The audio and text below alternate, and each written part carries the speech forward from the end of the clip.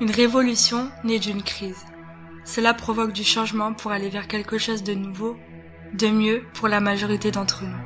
La troisième révolution industrielle s'articule autour de 5 piliers. Oh là là là là là. Je comprends rien. Oh, qu'est-ce que c'est que ça? Ça va, Magali? Comprimé. Bah non, ça va pas trop. Je suis un peu... Je suis perdu là. Je suis perdu.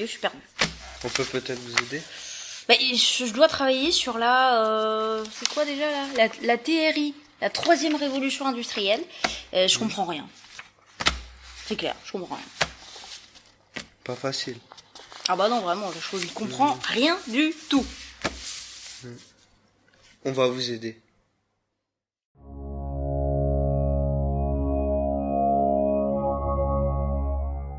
Une énergie est renouvelable lorsqu'elle est produite par une source que la nature renouvelle en permanence.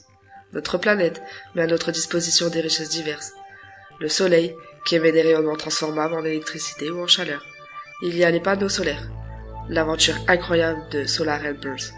La terre, le vent, qui fait tourner les éoliennes pour faire de l'électricité.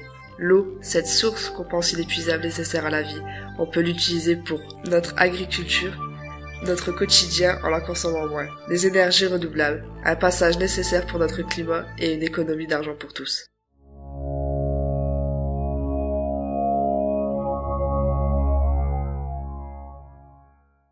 Il faut transformer les bâtiments, les maisons, les usines, en mini-centrales énergétiques.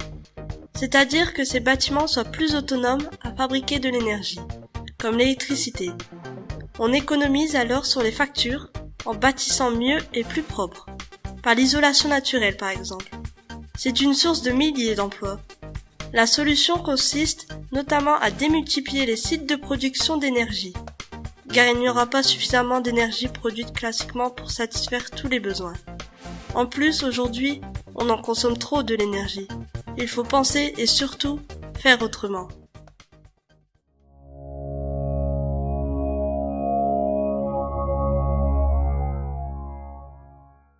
Produire de l'énergie propre et renouvelable, c'est très bien, mais il faut pouvoir la stocker. À ce sujet, beaucoup d'études et de travaux sont en cours. On cherche à exploiter le potentiel illimité de l'hydrogène, à développer le stockage hydraulique de l'énergie et développer le stockage à l'air comprimé. Pour moi, ce côté scientifique est compliqué. Ce que je retiens, c'est qu'on ne veut pas gaspiller et perdre de l'énergie produite, qu'on veut donc la stocker, mais toujours de la même manière. Proprement, de l'énergie propre et un stockage propre.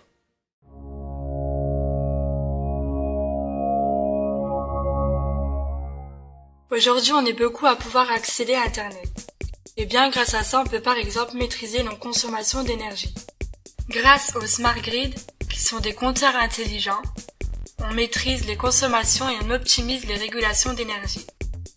Ça veut dire qu'on économise de l'argent et on ménage la planète en utilisant moins d'électricité. On utilise des outils numériques qui nous aident à être plus responsables et plus raisonnables. Du bien pour l'humain et pour la Terre.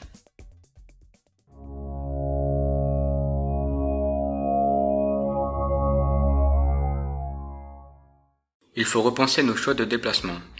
Pour que les gens adoptent un moyen de transport, il faut qu'il soit praticable dans leur ville, qu'il soit simple d'utilisation, abordable, sécurisé, rapide et agréable. Il faut qu'il soit abondant pour répondre aux besoins des déplacements professionnels par exemple. Il faut davantage de pistes cyclables, de bus propres, favoriser les voitures électriques, transporter les biens par voie fluviale. Train.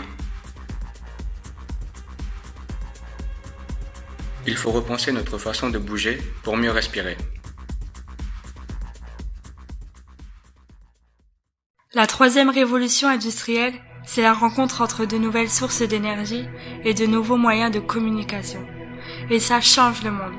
C'est un élan collectif qui nous bouleverse, mais qui nous permet de créer la société de demain.